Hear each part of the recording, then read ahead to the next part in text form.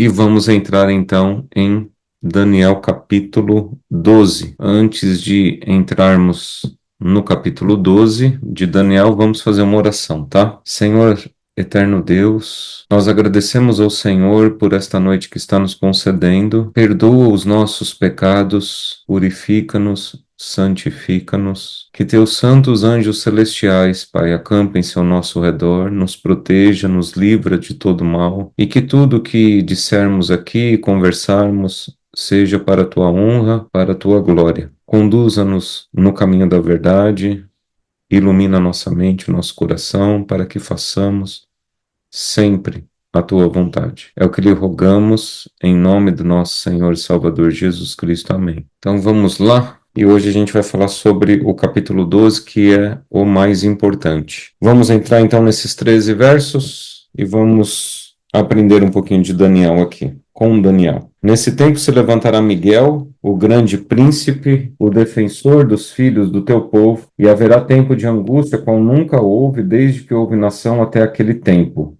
Mas, naquele tempo, será salvo o teu povo, todo aquele que for achado inscrito no livro.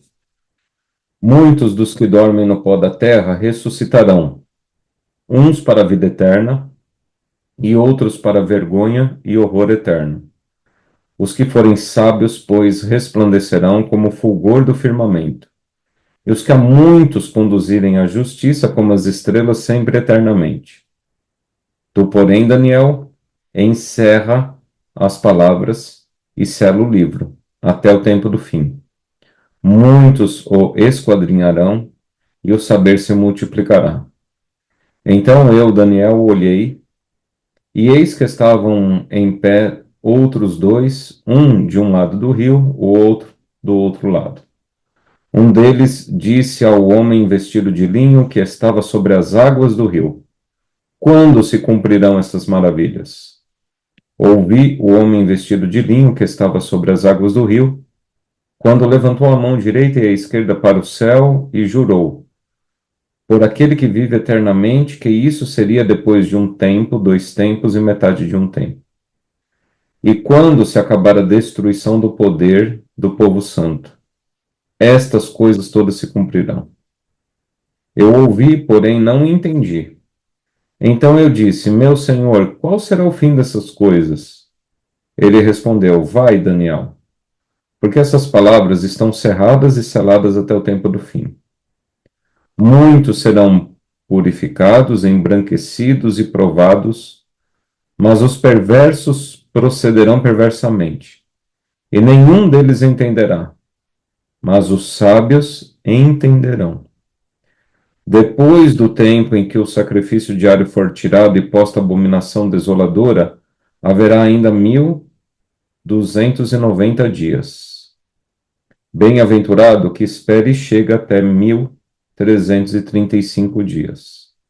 Tu, porém, segue o teu caminho até o fim, pois descansarás, e ao fim dos dias te levantarás para receber a tua herança. Bom, gente, você percebe no texto que Daniel, ele não teve um entendimento completo com relação à questão do tempo. Você percebe que no capítulo 12, verso 1, nesse tempo se levantará Miguel, o grande príncipe, o defensor dos filhos do teu povo, haverá tempo de angústia, o qual nunca houve desde que houve nação até aquele tempo.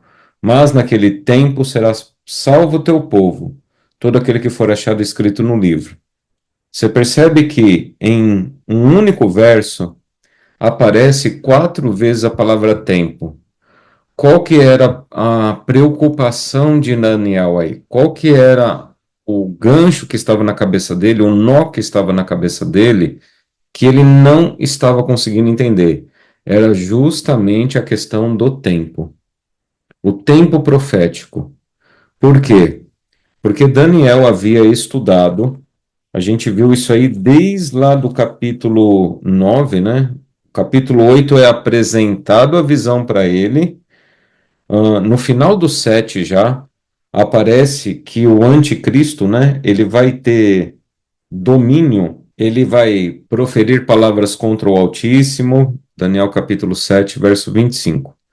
Ele vai proferir palavras contra o Altíssimo, ele magoará os santos do Altíssimo, ele cuidará em mudar os tempos e a lei. E aí então os santos lhe serão entregues nas mãos por um tempo, 2 tempos e metade de um tempo. Então o que que acontece? Quando Daniel ele começa a receber essa visão, já no capítulo 7 ele fala: bom, 1 tempo, 2 tempos e metade de um tempo são 3 anos e meio na cabeça de Daniel, tá?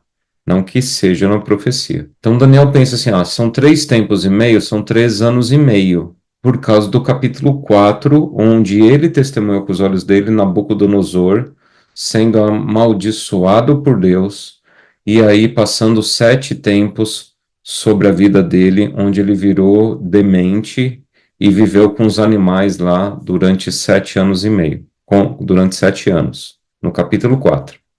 No capítulo 7, quando ele recebe lá 1 tempo, 2 tempos, metade de um tempo, ok. Então, estamos aí, né, na iminência de acontecer algo.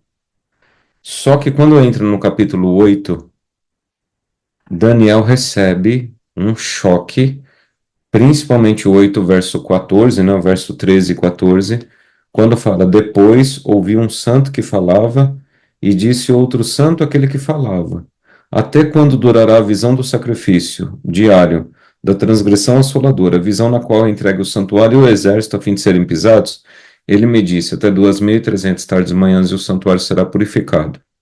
E aí Daniel toma um choque, porque esse 1 tempo, 2 tempos e metade de um tempo são 1.260 dias, mas ele estava raciocinando ainda na ideia daquilo que ele vivenciou décadas atrás com Nabucodonosor, onde 7 tempos passaram por cima do rei lá. E aí ele achou que 3 tempos e meio era um tempo breve. No capítulo 8, o anjo fala em 2.300 dias. Ele não fala dias simplesmente, né? Ele fala tardes e manhãs, uma nomenclatura de criação, de nova criação. Daniel, ele fica perturbado, ele fica incrédulo com aquilo que ele está recebendo de visão. Tanto é que ele termina o capítulo 8 relatando o que o anjo disse para ele e a reação dele a essa revelação do anjo. Então, a visão da tarde e manhã, verso 26 do capítulo 8.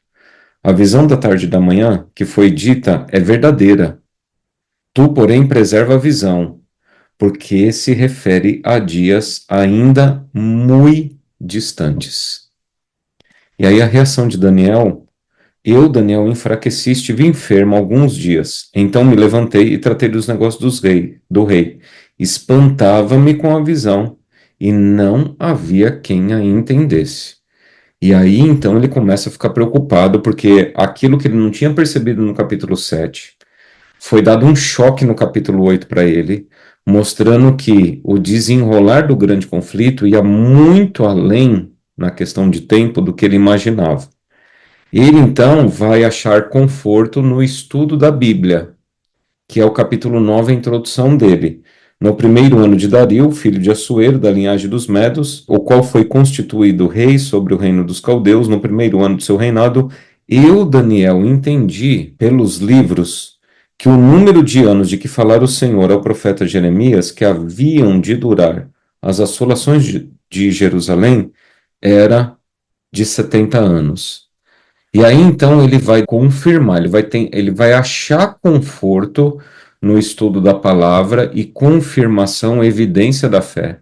E aí, a hora que ele estuda e vê que são 70 anos de cativeiro babilônico, ele então vai fazer uma oração, e essa oração está aí do verso 3 até o verso 19. E no verso 19 do capítulo 9, ele vai terminar a oração dele falando assim: ó Senhor, ouve, ó Senhor, perdoa, ó Senhor, atende-nos e age. Não te retardes, por amor de ti mesmo, ó Deus meu. porque a tua cidade e o teu povo são chamados pelo teu nome.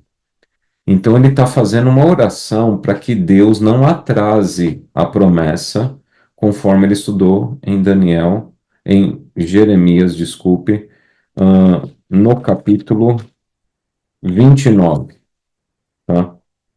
E aí então o anjo, que é o Gabriel, ele vai explicar para Daniel essa cronologia do tempo do grande conflito entre o bem e o mal, onde o povo de Deus sofreria não durante só 70 anos, porque a profecia de Jeremias, ela se destinava à revelação de quanto tempo eles iriam sofrer sob o Império Babilônico.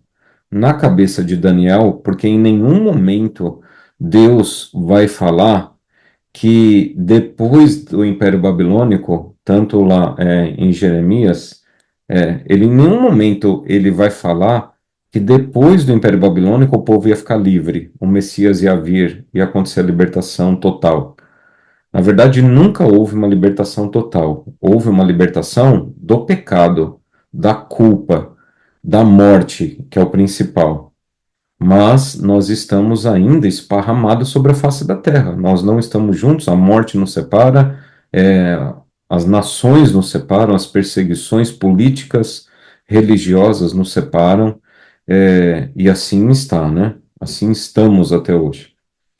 E aí, quando Deus ele vai trabalhar através de Gabriel, dando ordem para dar a Daniel o entendimento do fim, ele entra então com a maior profecia bíblica e a explicação dela. Então, Daniel 8,14, até 2.300 tardes e manhãs o santuário será purificado. Toda vez que é dia na profecia, equivale a ano, então são 2.300 anos. Quando Daniel recebe essa visão, ele entende que 2.300 tardes e manhãs é um período longuíssimo de tempo. Ele fica fraco, ele fica doente e ele já começa, a mente dele começa a bloquear. No capítulo 9 ele faz a oração. Gabriel vem então mostrar, dentro dos 490 anos, que são as 70 semanas são 490 dias. 490 dias na profecia são 490 anos, revelando até a morte de Jesus Cristo e a morte de Estevão, que foi o primeiro mártir cristão, no Novo Testamento ali, tá?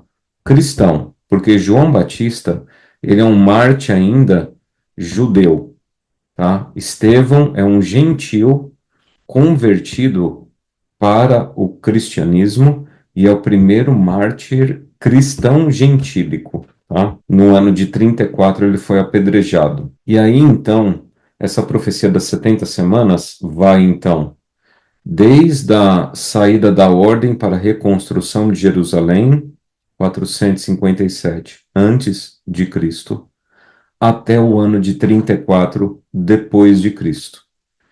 Subtrai-se, então, esses 490 anos das 2.300 tardes e manhãs. E aí sobram 1.810 anos, que são contados a partir do apedrejamento de Estevão. E a gente chega até 1844. Por que eu estou revisando todos esses números, datas, para você? Porque, então, no capítulo 10 e 11, Gabriel, ele vai ainda detalhar o grande conflito para Daniel entender que não é tão simples e tão rápido quanto ele imagina. O desenrolar, o desenvolvimento do grande conflito entre o bem e o mal, onde move-se impérios e nações que perseguem o povo de Deus ao longo da história, não é tão rápido de se terminar. Nós estamos caminhando agora para o último momento de perseguição que se levantará sobre a terra. Esse último momento de perseguição que se levantará sobre a terra, o que acontece? Nesse tempo se levantará Miguel, o grande príncipe, o defensor dos filhos do teu povo. Haverá tempo de angústia qual nunca houve, desde que houve nação até aquele tempo. Mas naquele tempo será salvo o teu povo, todo aquele que for achado inscrito no livro. Que livro é esse? Livro da vida do Cordeiro. Como a gente está terminando Daniel, o livro de Apocalipse, a gente vai estudar o ano que vem, veja que Daniel capítulo 12 tem inúmeras ligações com o livro de Daniel como um todo, tá? Mas principalmente o capítulo 12 tem inúmeras ligações com o livro de Apocalipse, porque ele já, o Espírito Santo, mesmo que um livro distancie do outro 700 anos de produção, Daniel está no ano 600 a.C., arredondando, e João escreve no ano 100 depois de Cristo, o autor é o Espírito Santo. Então, o Espírito Santo ele já proporciona o capítulo 12 de Daniel como uma introdução ao livro de Apocalipse. Então, quando ele fala assim, ó, todo aquele que for achado inscrito no livro será salvo. Então, que livro? Que livro é esse? Então, Apocalipse 20, verso 11 e 12 diz: Vi um grande trono branco, e aquele que nele se assenta, de cuja presença fugiram a terra e o céu, e não se achou lugar para eles. Vi também os mortos, os grandes e os pequenos, postos em pé diante do trono. Então se abriram livros, e ainda outro livro, o livro da vida, foi aberto. E os mortos foram julgados segundo as suas obras, conforme o que se achava escrito nos livros. Então, todo aquele que for achado escrito no livro da vida do Cordeiro vai estar salvo, porque a salvação é pela graça, mediante a fé. Isso não vem de vós, é dom de Deus. Por que que se levantará uma perseguição qual nunca houve na história da humanidade? Bom, aqui a gente pode fazer muitas aplicações, tá? A gente pode fazer aplicação no sentido do tamanho do povo de Deus, porque hoje nós somos 8 bilhões de pessoas no mundo. Nunca se viveu tanto, né, na questão de longevidade, exceto os antediluvianos, os antes do dilúvio, esses viviam quase 1.000 anos praticamente, por conta da natureza perfeita, a criação perfeita ali, mesmo em estado de pecado, eles estavam muito próximos de quando foi criado o mundo. A lei da entropia, a lei da perda de energia, de deterioração, ainda não estava tão forte quanto hoje. Segundo, que eles se alimentavam melhores, né, do que a gente se alimenta. Então, veja, quando fala que o tempo de angústia nunca se levantou quanto nesses dias, é porque a gente pode aplicar na questão de número de pessoas, por exemplo, é possível, porque hoje há fiéis a Deus em todos os lugares do mundo, e esses fiéis sofrerão uma perseguição no tempo do fim, quando se levantar o oitavo rei que procede do sete, caminha rápido para a destruição. Eu estou citando Apocalipse 17 aqui, para quem não sabe, tá? Nós vamos estudar lá depois. Então, o tempo de angústia pode ser a questão numérica, do número de pessoas que vão sofrer essa angústia, na questão da multidão que há hoje no mundo, comparada a outras eras, né? Pode ser também, por exemplo, do desenvolvimento da tecnologia que nós vivemos. E veja, 50% praticamente das populações hoje vivem em grandes cidades. Estou arredondando esse número, tá? Tem países, obviamente, mais pobres que a população está mais na área agrária, mas a grande maioria das pessoas hoje vivem em grandes cidades. Então, você viver numa grande cidade é muito fácil você ser perseguido. Nós somos dependentes da tecnologia, e a tecnologia hoje cada vez mais destruiu e vem destruindo cada vez mais a nossa privacidade, nossa individualidade. As pessoas hoje postam em redes sociais o que elas comem, o que elas bebem, onde elas vão, a rotina delas, né? Se você tem um celular aí, ele te ouve 24 horas. Se você tem uma Smart TV na sua sala, te ouve 24 horas. Se você tem Alexa, e outros produtos de inteligência artificial aí, que agora, né, a inteligência artificial está cada vez mais entrando no nosso cotidiano, no nosso dia a dia, principalmente agora a partir do final desse ano aqui, próximo. Então, veja, cada vez mais nós estamos sendo vigiados, cada vez mais a perseguição vai ser individualizada.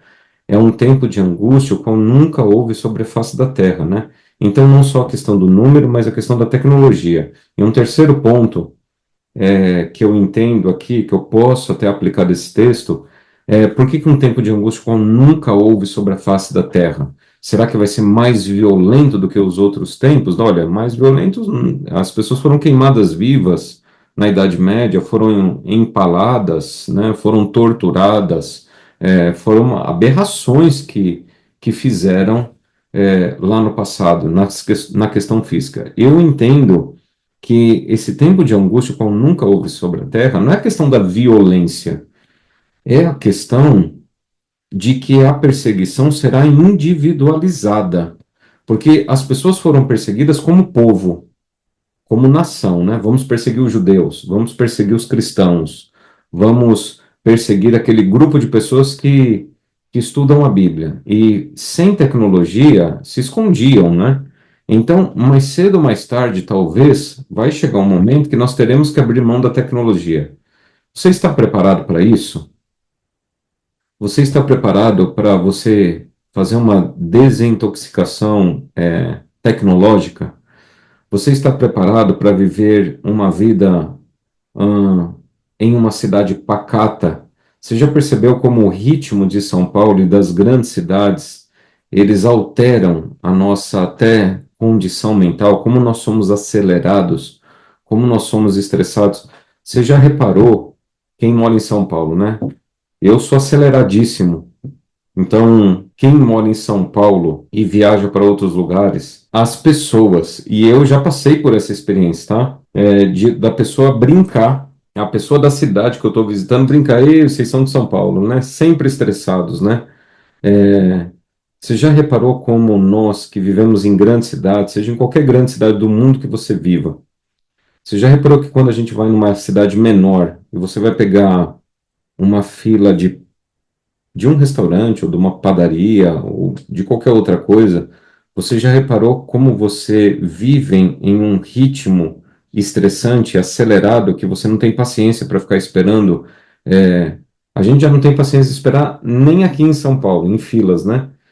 E nas cidades mais tranquilas, que vivem um ritmo mais humano, porque não são eles que são errados, somos nós, eles dirigem mais devagar, eles conversam mais devagar, eles andam mais devagar, eles se alimentam mais devagar.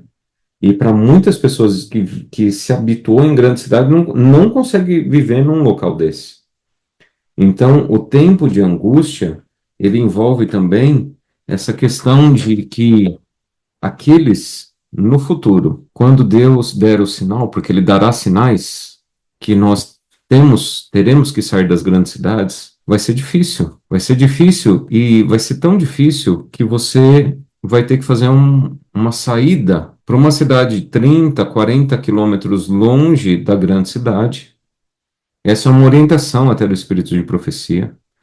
Porque nós vamos sair 30, 40 quilômetros e hoje em dia, 30, 40 quilômetros, você vai pegar um trânsito insuportável na Bandeirantes, na Anhanguera, você vai pegar um trânsito insuportável na Fernão Dias, na Dutra, que são as principais rodovias aqui, Castelo Branco, né?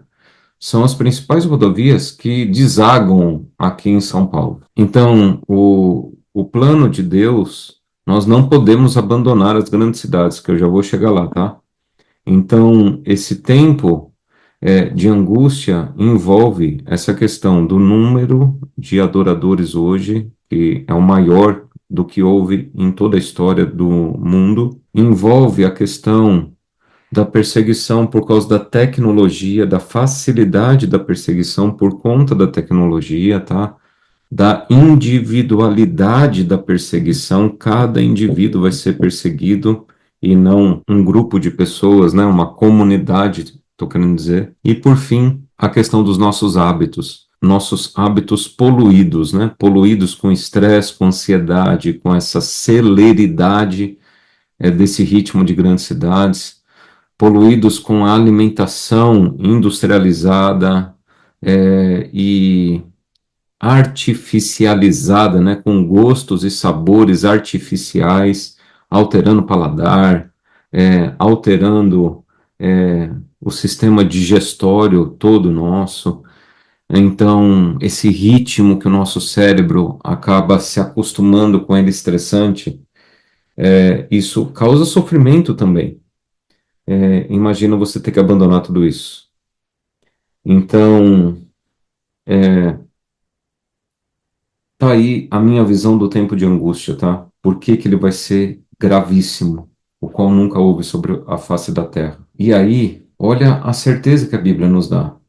Muitos dos que dormem no pó da terra ressuscitarão, uns para a vida eterna e outros para a vergonha e horror eterno. Verso 2. Veja só como que eu falei que é recheado de ligações, né, com o livro de Apocalipse. A gente vê aqui, por exemplo, Apocalipse capítulo 14, verso 10, verso 13, melhor dizendo. Logo depois, João fala da terceira mensagem angélica, da perseguição que se levantará, do desafio ali. Aí ele termina esse trecho dizendo assim: Então ouvi uma voz do céu dizendo: Escreve. Bem-aventurados os mortos, que desde agora morrem no Senhor. Sim, diz o Espírito, para que descansem das suas fadigas, pois as suas obras os acompanham. Então, nesse contexto desse tempo de angústia que se levanta, Daniel 12, verso 1, ele também faz um paralelo falando da ressurreição. E João vai mais longe, que ele fala, olha, bem-aventurado. E não é João, né? Aquele está ouvindo um santo lá do céu falando lá, olha, nesse período é melhor estar morto do que estar vivo. E Daniel também traz essa ideia, muitos que dormem no pó da terra ressuscitarão, uns para a vida eterna e outros para a vergonha e horror eterno. E aí entra, então, o porquê do título dessa noite que eu coloquei, que é o mais importante. O mais importante está no capítulo 12, verso 3. Então, o mais importante está escrito no capítulo 12, verso 3. Os que forem sábios, pois, resplandecerão como o fulgor do firmamento, e os que a muitos conduzirem à justiça, como as estrelas, sempre e eternamente. Então, a imagem que a gente usou aí para divulgar o nosso encontro de hoje à noite é um rapaz com skate na mão, olhando para a cidade. Veja, ele não está fugindo da cidade, ele está olhando para a cidade com uma Bíblia na mão. Então, nós temos uma missão no tempo do fim. E a missão no tempo do fim é levar muitos, conduzir muitos à justiça. Conduzir muitos à justiça. Veja que é interessante que você continua lendo dos versos 5 em diante. Olha só, no verso 4 antes, né? Tu, porém, Daniel, encerra as palavras e sela o livro até o tempo do fim. Muitos o esquadrinharão e o saber se multiplicará. Então, tu, Daniel, encerra as palavras e sela a visão, sela a profecia, sela a visão. Muitos esquadrinharão e o saber multiplicará no tempo do fim. Algumas versões falam a ciência se multiplicará, mas olha, não confunda ciência com ciência moderna. O que o anjo está querendo dizer ali é que no tempo do fim, muitas pessoas vão estudar o livro de Daniel e vão conseguir entender todas as profecias. E a partir do momento que você entende todas as profecias, cai sobre si uma responsabilidade celestial de você alertar as pessoas, pregar para as pessoas para conduzi-las à justiça. Veja Apocalipse capítulo 22, verso 10. Então, lá no livro de Daniel, fala que a visão está selada. É para o tempo do fim. Mas no tempo do fim, muitos vão resplandecer, muitos vão esquadrinhar e muitos vão entender, e eles vão conduzir a justiça a muitos e vão então brilhar eternamente. E no Apocalipse, capítulo 22, verso 10, disse-me ainda: Não seles as palavras da profecia deste livro, porque o tempo está próximo. Continue o injusto fazendo injustiça. Continue o imundo ainda sendo imundo. O justo continue na prática da justiça e o santo continue a santificar-se. Olha só no verso 10 de Daniel, capítulo 12. Muitos serão purificados, embranquecidos e provados. mas os perversos procederão perversamente, e nenhum deles entenderá. Mas os sábios entenderão. Então, muitos serão purificados, embranquecidos e provados. E aí ele diz assim, Apocalipse, capítulo 22, verso 12: Eis que venho sem demora, e comigo está o galardão, que tenho para retribuir a cada um segundo as suas obras. Olha só como que ele fala para Daniel. Olha, Daniel, vai, Daniel. Estou lendo o verso 9. Porque estas palavras estão encerradas e seladas até o tempo do fim. Bem-aventurado que espera e chega até 1335 dias. Tu, porém, segue o teu caminho até o fim, pois descansarás, e ao fim dos dias te levantarás para receber o quê? A tua herança. Ou seja, ele vai receber o galardão. Agora, aqui em Apocalipse não está selada a visão. Está falando que a volta dele ocorrerá em breve e que ele vai retribuir cada um segundo as suas obras. E ele está com o galardão. E aí ele fala no capítulo, no verso 14 do capítulo 22, bem-aventurados aqueles que lavam as suas vestiduras no sangue do Cordeiro, para que lhes assista o direito à árvore da vida, e entrem na cidade pelas portas. E aqui diz, muitos serão purificados, Daniel capítulo 12, verso 10, muitos serão purificados, embranquecidos e provados, mas os perversos procederão perversamente. Nenhum deles entenderá, mas os sábios entenderão. E aí, em Mateus, que eu vou conversar melhor isso aqui na semana que vem, quando Jesus vai fazer o sermão profético dele, veja, acabei de ler aqui, né?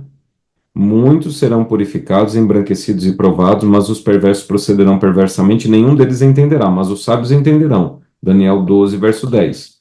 Em Mateus capítulo 24, verso 15, Jesus fala, quando, pois, virdes o abominável da desolação, de que falou o profeta Daniel no lugar santo, quem lê, entenda.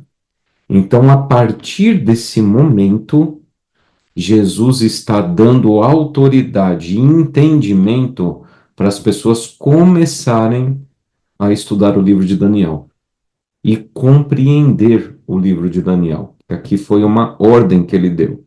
Mas o que aconteceu? Infelizmente, pelo advento do dentro do quarto Império Romano, o nascimento e surgimento do Anticristo, no ano de 508, começando ali 508 até 538, onde ele se começa a construção do Anticristo no ano 508 depois de Cristo. Sim, o Anticristo já existe desde aquela época, ele não vai surgir no futuro. Então, do 508, ele começa a surgir, tomando poderes ali, derrubando os 3 povos na Europa, e aí, no ano de 538, ele é entronizado. Ele fica no poder até 1798, durante 1260 dias, de 538 até 1798, quando General Berthier, a mando de Napoleão Bonaparte, prende o Papa Pio VI e cai então esse poder que reinou de modo único, única potência, durante toda a Idade Média e início da moderna ali. E aí então, veja, ele fala assim no verso 11, corroborando com o que eu estou falando aqui para você, que eu acabei de falar essas datas. Depois do tempo que o sacrifício diário for tirado e posta a abominação desoladora, haverá ainda 1290 dias. Então, no ano de 508, quando Clovis, o Franco e a sua descendência ali, até um pouquinho antes do Clovis Franco, tá? E a sua descendência, os seus filhos, quando essa nação franca, deu origem aos franceses no futuro lá, tá? Mas quando Clovis o Franco, ele se converte ao catolicismo e passa a defender o Vaticano ali, o papado, o Vaticano viria a ser construído ainda, tá? A Praça de São Pedro, essas coisas, mas a Igreja Católica Apostólica Romana, ela começa então a ter uma primazia sobre as outras por conta do apoio de Clovis o Franco e seus descendentes, seus filhos. Por que que fala aqui 1290 dias? Sendo que lá em Daniel capítulo 7, verso 25, um tempo, 2 tempos e metade de um tempo são 1260 dias. Porque, como eu estava dizendo, quando Clovis o Franco ele se converte ao catolicismo e ele passa então a dar a primazia vem sendo construída desde Justiniano, tá? Mas quando Clovis o Franco derruba os burgúndios, os ostrogodos e os alamanos, se não me falha a memória, são esses três que caem, ele gera ali uma segurança, uma fortaleza para que o Vaticano cresça agora no Império Romano dividido e em confusão. E nesse vácuo de poder do Império Romano surge o papado, não só como um líder religioso, mas como um rei na Europa, aonde todos os outros reis se submeterão a ele, inclusive em cerimônias de coroação. É muito famoso a história de Luís XV, se não me falha a memória, mas não estou confiando na minha memória aqui direito, tá? Mas enfim, Henrique. Henrique, o rei Henrique, só não lembro o número dele aí, eu acho que é Henrique V, se não me falha a memória. Muito famoso a história, onde o rei Henrique desrespeitou o Papa. E o rei Henrique, então, ele viaja durante o inverno na Europa. Ele chega lá no Vaticano. E o Papa, então, deixa ele do lado de fora durante 2, 3 dias, no meio da neve ali, para que depois, então, o receba. Isso mostrando o poder que ele tinha ali, tá? Enfim, Clovis, o Franco, é convertido, seus filhos ajudam ali a estabelecer a primazia da Igreja Católica Apostólica Romana sobre a Europa. E então isso começa a ser construído no ano de 508, mas é no ano de 538 que o Papado e o Vaticano têm realmente a primazia e poder sobre toda a Europa. Não só uma igreja, mas tornando-se um império papal. Aí vem as cruzadas, vem a Santa Inquisição Católica Apostólica Romana, enfim. E durante 1290 anos, do ano 508 até 1798, era a Igreja Católica que dominava as faculdades, os orfanatos e tudo, tá? E aí ele pega Henrique II, obrigado, viu? Falando aí, no século XII aí, está escrito aí no chat. Então, veja, quando o Papa Pio VI ele é preso, a Igreja Católica perde o domínio sobre a Europa, as monarquias vão começar a cair, e aí surge um movimento republicano. O movimento republicano, ele foi benéfico porque ele tirou essa supremacia e domínio da Igreja Católica Apostólica Romana sobre a Europa e também deu liberdade ao povo, liberdade religiosa, liberdade na questão de votos e liberdades que foram construídas, liberdades essas que vêm sendo perdidas agora. E aí o que acontece? Por isso que fala aqui, ó, bem-aventurado que espere e chega até 1335 dias. Por que isso? 1335 anos. Porque se você pegar o ano 508, somar 1335 dias, você vai chegar até o ano de 1843. E o que aconteceu? O que estava acontecendo em meados do século XIX? Bom, em meados do século XIX, estava acontecendo o que nós chamamos do segundo grande avivamento dentro da igreja cristã, principalmente segundo grande avivamento americano, com grandes pregadores do evangelho ali e pregando algo que não foi pregado antes, porque antes, lá na Idade Média, com a Reforma Protestante, foi pregado temas importantíssimos, faz parte. Sola Escritura, somente a Bíblia.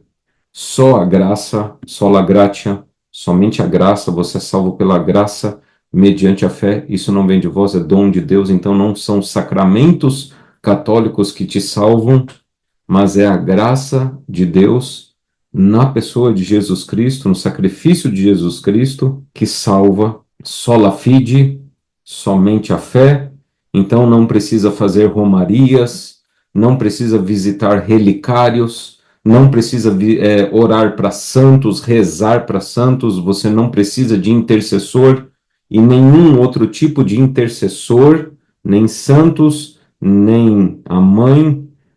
Você precisa da intercessão de Jesus Cristo. Então, são pregações importantíssimas, conteúdos que libertou as pessoas da escravidão, do medo do inferno, do medo da culpa, porque as pessoas carregavam na vida delas com as romarias, com visita a relicários, com os sacramentos, elas carregavam na mente delas que elas nunca conseguiriam a salvação a não ser por uma intercessão, um intermediário de um santo, de um padre, de um papa, de um pontífice que faz a ponte, de um ser humano. Agora, quando elas têm um encontro com Jesus, a vida é transformada. Elas entendem a salvação. E agora, por que bem-aventurado é o que espera e chega até 1335 dias? Porque a partir do século XIX, nova luz é derramada sobre os seres humanos através do Espírito Santo, que agora vai focar a pregação na volta de Jesus. Até meados do século XIX, pouco se pregava sobre a volta de Jesus. Se você fizer uma pesquisa bibliográfica, teológica, você vai encontrar pouquíssimos autores, teólogos, que escreviam sobre a volta de Jesus. Eles escreviam mais na questão da graça, na questão da fé, na questão do sacrifício de Jesus Cristo, que perdoa e apaga pecados. Você vai encontrar esse conteúdo. O Espírito Santo, o batismo do Espírito Santo e tal. Quando chega no meados do século XIX, já no final do XVIII, viu? Começa-se a pregar intensamente sobre a volta de Jesus. Por quê? Por causa de, principalmente nos Estados Unidos da América, que viria a ser, sendo a superpotência de hoje, viria a ser a grande potência do mundo, e foi lá que Deus escolheu movimentar esse segundo grande avivamento. O primeiro grande avivamento aconteceu na Inglaterra e na Alemanha, e da Alemanha e da Inglaterra foi para a Europa toda, e o segundo grande avivamento poderoso foi ali nos Estados Unidos da América, esparramou para o mundo todo. E nós somos bem-aventurados porque nós nascemos depois dessa época. Muito bem-aventurados, diga-se de passagem, viu? Por quê? Porque hoje nós não temos o livro de Daniel selado, porque quando chega o tempo do fim, é que as pessoas começam a esquadrinhar o livro de Daniel e começam a pregar o livro de Daniel, principalmente o movimento millerita, Guilherme Miller, advindo ali dos batistas, e Samuel Snow, que veio dos metodistas, e outros grandes pregadores, tá? José Bates, esses grandes pregadores que promoveram, né? Tem Alexander Campbell, e Scott, o irmão dele, que promove esses avivamentos também, tá? Você é então um bem-aventurado, porque você nasceu depois desse avivamento. E qual que é a bem-aventurança que nós temos? Nós temos a bem-aventurança que os livros, as profecias, elas não estão seladas. Você só não entende se você não quiser. Você só não entende se você não quer estudar. Porque se você quiser, você vai entender. Porque as profecias, desde o século XIX, depois dos bem-aventurados, o que espera e chega até 1335 dias, desde 1843, todas as profecias estão desveladas, não estão seladas mais. É só você estudar. Mas o que acontece? Nós hoje acabamos por cair no mesmo problema de Daniel. Desde 1843 para cá, desde o século XIX para cá, mas muitas pessoas, elas querem conhecer o tempo. É esse o tempo que o Senhor há de restaurar o reino? Esse foi o que os apóstolos falaram, né? Para Jesus Cristo ali, logo depois da ressurreição. Veja, Daniel queria saber do tempo. Ele repete muito essa palavra, né? Veja aqui, Atos capítulo 1, verso 6. Então, os que estavam reunidos lhe perguntaram: Senhor, será este o tempo em que restaures o reino de Israel? Respondeu-lhes: Não vos compete conhecer tempos ou épocas que o Pai reservou pela sua exclusiva autoridade, mas recebereis poder ao descer sobre vós o Espírito Santo, e sereis minhas testemunhas, tanto em Jerusalém como em toda a Judéia e Samaria e até os confins da terra. Você está percebendo o paralelo com Daniel aqui? Veja, Daniel quer saber o tempo, ele não consegue entender, ele está orando, ele está jejuando, ele está angustiado. E aí ele vira e fala o seguinte: Deus fala para ele: os que forem sábios, pois resplandecerão como o fulgor do firmamento, e os que a muitos conduzirem à justiça, e os que a muitos conduzirem à justiça como as estrelas sempre eternamente. Ou seja, enquanto as pessoas, e esse é um mal do ser humano, isso é péssimo, enquanto você está tentando conhecer tempo, será que é esse o tempo? Será que é agora que vai acontecer? Será que é agora que ele vai voltar? Jesus sempre foca para o seu povo, você precisa pregar. Você precisa testemunhar. Você precisa brilhar no meio das trevas. Você precisa conduzir as pessoas à justiça. O foco não é você conhecer o tempo. O foco não é você tentar adivinhar o tempo. O foco não é você querer tentar descobrir quando ele vai voltar. O foco é você pregar o evangelho. O mais importante é você testemunhar e pregar o evangelho. Então, a sua fé será alicerçada, fundamentada, alimentada, e você vai adquirir perseverança, resiliência e forças num tempo de angústia que se levantará, e já está se levantando, diga-se de passagem, um tempo de angústia que nunca houve sobre a face da Terra, você só vai conseguir sobreviver a esse tempo, não descobrindo o tempo da volta de Jesus, não tentando adivinhar se ele está próximo ou ele está distante à volta dele. Você só vai conseguir sobreviver a esse tempo de angústia se você se comprometer na pregação do Evangelho.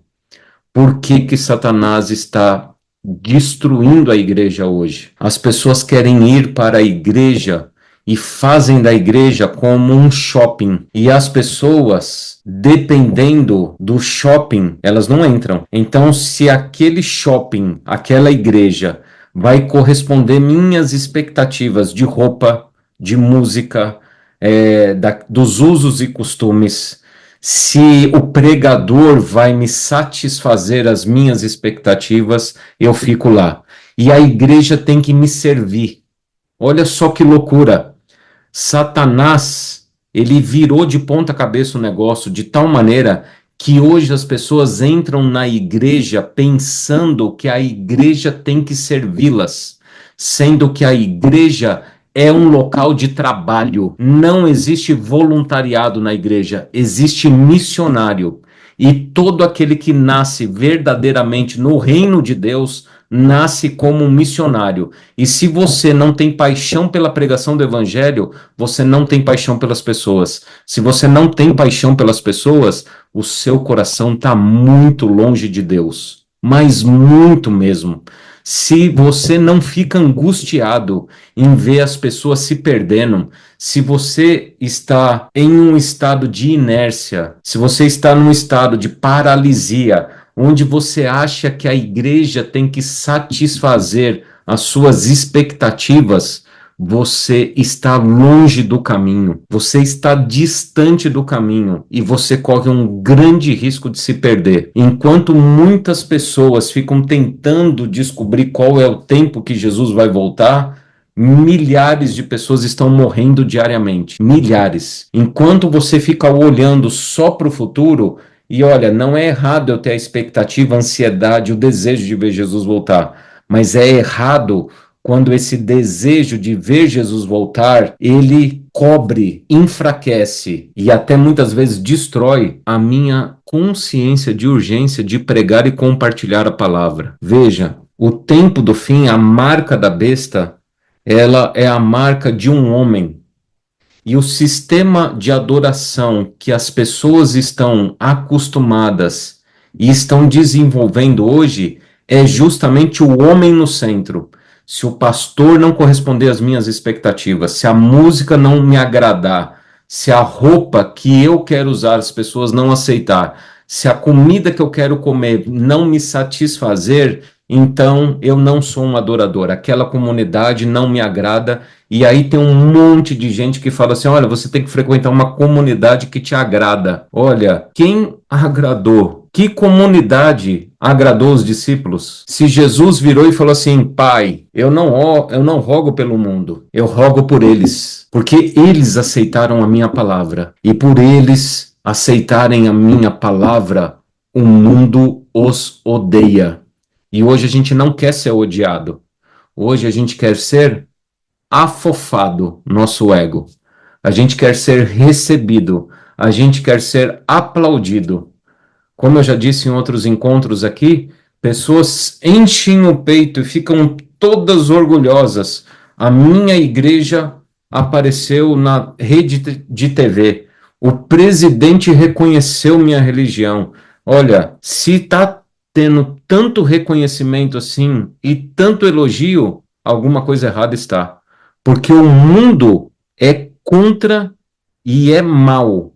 E a igreja é um local que vai sempre confrontar e conflitar com o mundo. Agora, se não está havendo divergência, se não está havendo conflito, é porque isso significa que a igreja se diluiu tanto que não está fazendo mais diferença com as trevas. E isso é um choque, porque o capítulo, volto a dizer aqui, o trecho mais importante é que aqueles que são fiéis, eles estão resplandecendo no meio das trevas. E eu vou dizer uma coisa para você: os que resplandecem como o fulgor do firmamento sempre incomodarão as trevas. Sempre. Eu acho muito engraçado hoje as pessoas quererem que a igreja ela seja um local. Sim, ela tem que ser um local receptivo e agradável, mas ela vai ser ao mesmo tempo e paradoxalmente são as ideias opostas. Ao mesmo tempo que ela é um local de receptividade e de acolhimento, ao mesmo tempo ela é um local de incômodo. Porque quando você entra em uma igreja que segue a verdade, ela vai te incomodar e vai te desafiar em todos os seus hábitos, em todos os seus gostos, valores, tradições, crenças, em tudo, porque a Bíblia, ela não é moldada segundo a tua vontade. A Bíblia é a manifestação da vontade de Deus sobre esse mundo.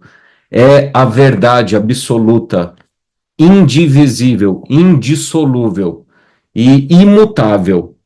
Então, sempre vai incomodar. E aqui fala que você é o responsável por conduzir muitos à justiça.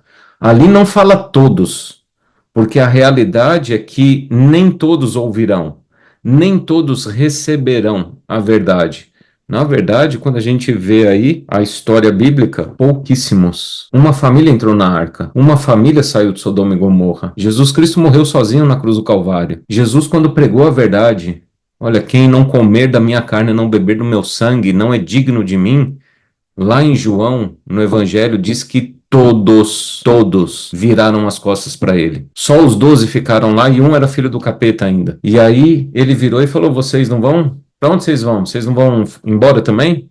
E Pedro fala: só o Senhor tem a palavra da vida eterna, para onde que a gente vai? Então veja, nós somos chamados a brilhar no meio das trevas. E quando você brilha no meio das trevas, você incomoda as trevas. Se nós não estamos incomodando, é porque nós deixamos de brilhar. O mais importante, portanto, volto a dizer aqui, não é você conhecer os tempos, conforme Daniel está insistindo ali, não é você conhecer os tempos. O mais importante é você resplandecer no meio das trevas.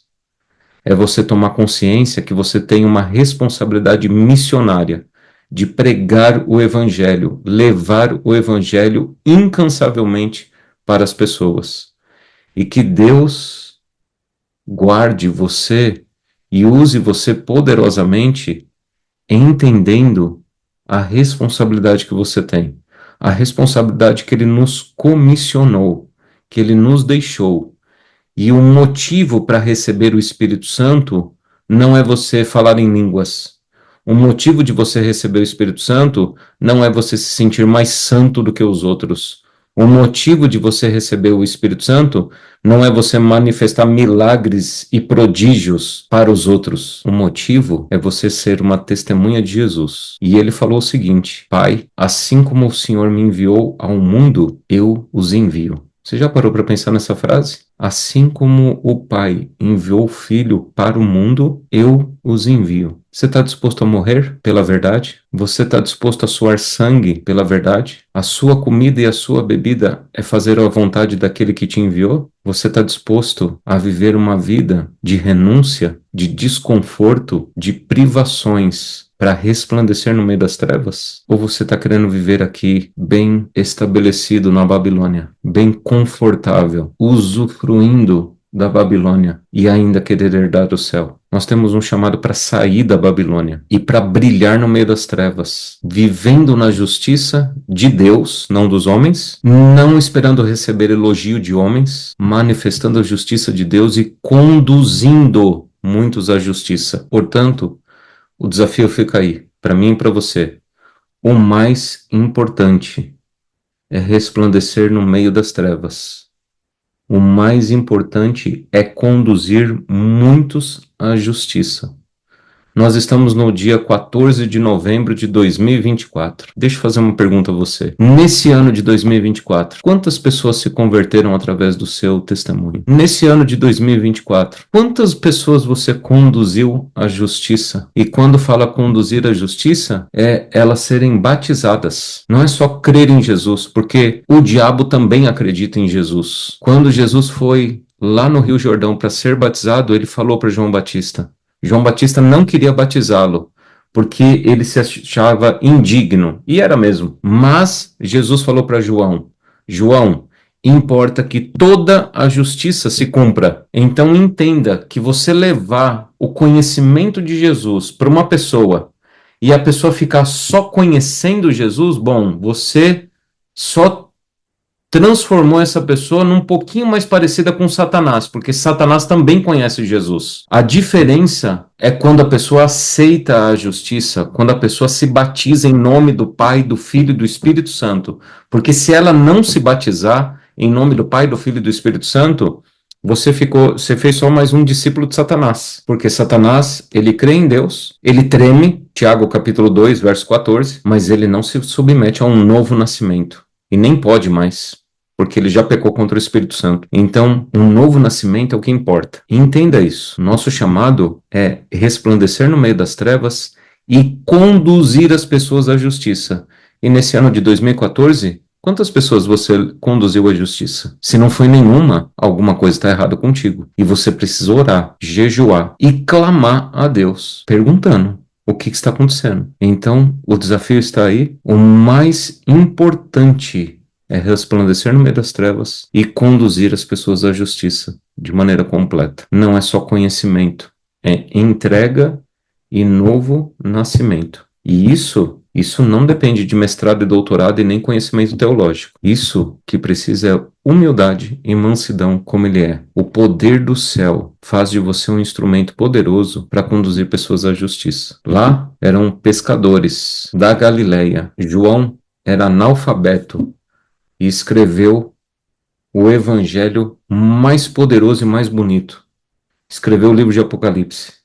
Ageu era um boiadeiro, um peão da roça, e foi um profeta do Senhor. A questão não é o nível de escolaridade, nem a capacidade intelectual.